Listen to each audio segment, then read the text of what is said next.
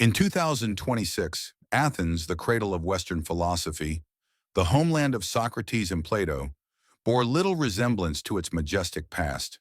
Instead of marble columns and scholarly debates, the streets were covered in graffiti, shops were shuttered, and cafes were filled with disillusioned youth clinging more to cigarettes than to hope. Greece was not only on the brink of economic collapse, but also grappling with a profound spiritual crisis. Yet in the heart of this despair, in a dark alley of Athens' Ghazi district, stood a modest mosque, Masjid al-Huda. Unassuming and weathered, it became the spark that ignited a spiritual transformation. The unexpected rise of Islam in Greece began right there, in the quiet walls of Masjid al-Huda. An elderly Moroccan man, Imam Isa, swept the floor each morning. His body was frail, but his faith was unshakable. Imam Isa never prayed for power or glory. He prayed for enlightenment to descend upon the land that had embraced him, and one day his prayers were answered. A woman, uncertain and weary, entered the mosque. Her name was Eleni Papadakis, a philosophy professor at the university, steeped her entire life in the wisdom of ancient thinkers, yet carrying a constant void within. She came seeking silence, but instead heard the adhan, the Islamic call to prayer, and something deep within her stirred. As she closed her eyes, a solitary tear rolled down her cheek. That moment pierced not only the walls of Masjid al-Huda, but also the rigid barriers of her soul. Just days later, a video of Eleni tremblingly reciting the Shahada went viral in Greece. Her quivering voice proclaimed, "All my life I searched for the truth, and today I found it in Islam." The video garnered 4 million views in just 24 hours, sparking an overwhelming public reaction. Supporters, critics, skeptics, and believers joined the discourse. But this was only the beginning. At a major interfaith conference, Mother Theodora, an Orthodox nun with 37 years of service, took the stage. Holding a Quran, she recounted how the Surah Maryam moved her to tears because, in her words, "I found the Jesus I always loved in the peace of Islam." She bowed in sujud before a stunned crowd. The moment was electric. One priest fainted and the entire nation watched in awe. What followed was a quiet revolution. Each week, 2 to 5 Greeks embraced Islam. Among the new converts were nurses, musicians, students, lawyers, people from all walks of life. As churches emptied and priests preached to vacant pews, mosques began to overflow. In Larissa, the historic Church of St. Andrew was transformed into Masjid an-Nur, where 2,000 people, half of them Greek converts, gathered for the First Friday prayer. The prayer was led by Christos Vlachous, now known as Khaled. As he recited Surah Al-Fatiha with trembling lips, the congregation wept, not from doubt, but from spiritual truth. However, this movement did not go unchallenged. One night, flames flickered at the entrance of Masjid al-Huda. Nationalist groups draped in flags and armed with crosses shouted, "Greece is Christ!" But the scene that followed shocked the world. Dozens of local Greeks, non-Muslims, rushed to the burning mosque, using buckets, hoses, and even their bare hands to extinguish the fire. "This is our neighbor's home," they cried. "We won't let hatred win." This moment became a symbol of unity and resistance to intolerance. Over time, the wave of change grew into a powerful movement. More than 200,000 Greeks embraced Islam. Crime rates dropped, people found purpose, and mosques became community hubs. Islamic studies programs flourished in Greek universities, as did Islamic schools. Children named Amina and Yusuf played in parks once filled with silence. From Thessaloniki to remote islands, Greece was experiencing a spiritual revival. The transformations were not only social, but also cultural, intellectual, and emotional. In Athens, bookstores began selling translations of the Quran alongside works by Homer and Plato. Public libraries added Islamic philosophy to their catalogs. Radio stations invited imams to morning talk shows. Conversations about faith in God, once taboo, were now openly broadcast on national television. A once staunchly secular nation began exploring spiritual questions with curiosity rather than cynicism. Local artists started incorporating Islamic calligraphy and Quranic verses into their work. Musicians, previously known for the distinctive melodies of rebetiko, began weaving Arabic maqamat into their compositions. Even fashion changed. Modest clothing lines launched by Greek designers gained popularity, and hijab-wearing influencers proudly showcased a new Greek Muslim identity. Ancient Greek culture and Islamic spirituality began to coexist harmoniously, not clash.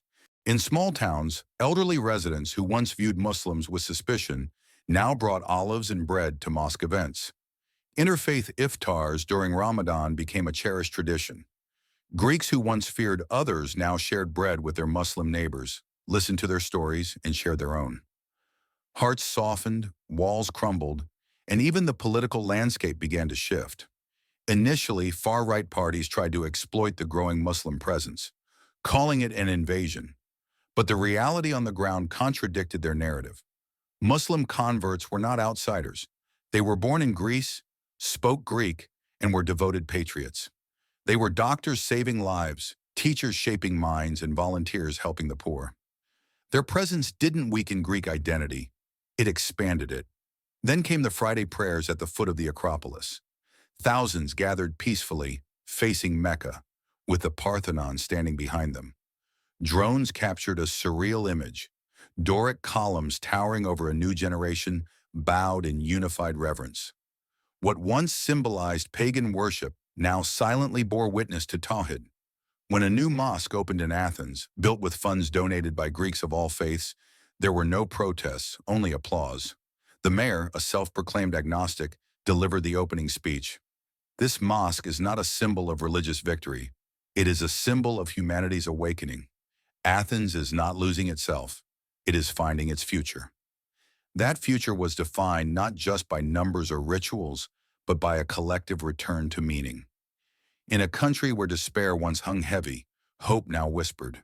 It murmured in the call to prayer, echoed in the laughter of children in Islamic schools, and shone on the faces of elderly women who once clutched rosaries and now whispered the Shahada alongside their sons.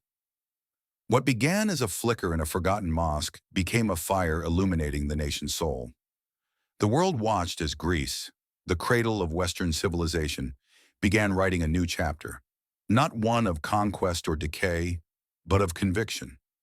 Pilgrims from across Europe started arriving in Athens, not just for the ruins, but for the revival. Journalists from Germany, France, and the UK came to document Greece's awakening, but many left with more than a story. Some left with newfound interest, others with kufis and hijabs, whispering the Shahada in quiet corners of the mosques they visited. In Greek prisons, a remarkable transformation unfolded.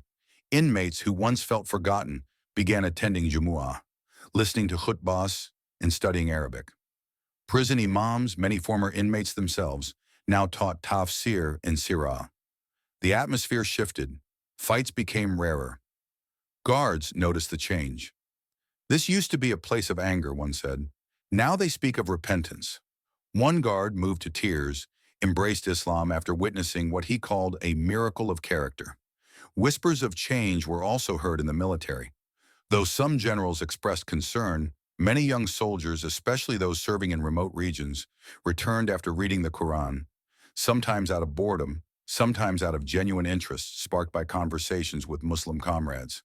A lieutenant, a decorated officer from Rhodes, made headlines when he resigned, declaring, "I can no longer raise a weapon in the name of nationalism.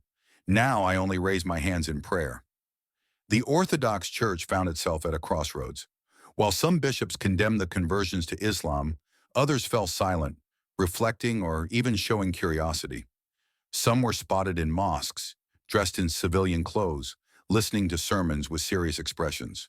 An anonymous patriarch wrote in a leaked letter, "Perhaps we failed to give water to thirsty souls, and now they drink from another well." The letter went viral, stirring soul-searching in Christian circles. Meanwhile, Islamic architecture began to flourish across the country, not with minarets piercing the sky, but with modest domes rising alongside olive groves. Architects blended traditional Byzantine motifs with Islamic designs, creating sacred spaces that felt both ancient and new. These mosques, open to all, hosted art exhibitions, literary readings, and healing circles. Psychologists offered services based on Islamic psychology. Imams held open Q&A sessions. These were not places of dogma, but sanctuaries of discovery. Yet the most touching transformations were always personal. Eleni, whose video started it all, became a teacher at one of Thessaloniki's largest Dawa centers. Her story touched hearts worldwide, and she began receiving letters from Spain, Brazil, and Japan, from women who saw their own spiritual yearning in her. One letter read, "I didn't know Muslims could be Greek. Now I know I can be Muslim too." Eleni wept as she read it aloud at a workshop, whispering, "May Allah guide her as He guided me." In schools, a quiet revolution erupted, not just among Muslim children, but also among their non-Muslim peers. Greek children began learning about the Prophet Muhammad, peace be upon him, not through caricatures or headlines, but through poetry of compassion and history. Teachers noted a rise in empathy, discipline, and respect. One principal recounted how students once known for bullying now stayed after class to help clean, inspired by stories of the Prophet's character. "We didn't teach them morality," she said. "Islam did." Greek musicians composed hymns celebrating unity. Artists painted scenes of prayer under cypresses. Poets wrote verses comparing the rhythm of Quranic recitation to the sound of Aegean waves. Islam was no longer foreign, it was Greek, not by blood, but by soul. For the first time in modern history, a chartered plane filled with Greek pilgrims departed Athens for Hajj. On board were farmers, scholars, mothers. They wept as the plane circled the Kaaba. In Mina, a group gave an interview to a Saudi journalist who asked what brought them to Islam. An elderly man, a former sailor, answered in halting Arabic, "I chased every wave in the world except peace. I only found it in sujud." Back home, the Greek flag still flew proudly, but now in many homes, Quranic verses hung beside it. Patriotism no longer meant resisting change, it meant embracing truth. Greece had not lost itself. It shed centuries of confusion and rediscovered its essence. A people searching for meaning had finally found peace in the one who created it. The journey was far from over, but Greece no longer wandered. It walked slowly, confidently, sincerely toward the light. And then came what stunned the world. Every Friday, thousands of worshippers gathered at the foot of the Acropolis to pray beside the ancient Parthenon. What was once a realm of gods and philosophers became a place of spiritual peace. The new Athens mosque, built at the hill's base, was not seen as a symbol of dominance, but as a beacon of spiritual liberation. This was not the fall of Greek identity, but its rediscovery. Orthodox grandmothers and grandfathers whispered the Shahada alongside their children. Even those clinging to rosaries began to feel the change, not as betrayal, but as awakening. Amid this spiritual transformation, former critics of Islam now led the change. One such figure was Khalid, once Christos Vlachous, who had opposed mosque construction in his hometown. Now he led thousands in prayer. Religious authorities, baffled by the changes, called him a traitor. Thousands proclaimed him a prophet. Debates raged on TV screens and in government halls. Was Greece lost or rediscovered? The line between faith and politics blurred. But even in this storm of contradictions, one truth remained unshaken. The call to prayer now echoed from hills where ancient philosophers' shouts once rang. This land was no longer just Greek. It was human, humble, deeply spiritual. This is not a story of conquest, it is a story of return. Greece did not lose itself in Islam. It rediscovered something ancient within. In the shadow of marble ruins and on sunlit shores, a new identity emerged, rooted in peace, prayer, and purpose. And as the Greek flag flew beside a banner reading, "La ilaha illa Allah," there is no God but Allah, one could not help but wonder. Perhaps, just perhaps, this was always part of the divine plan.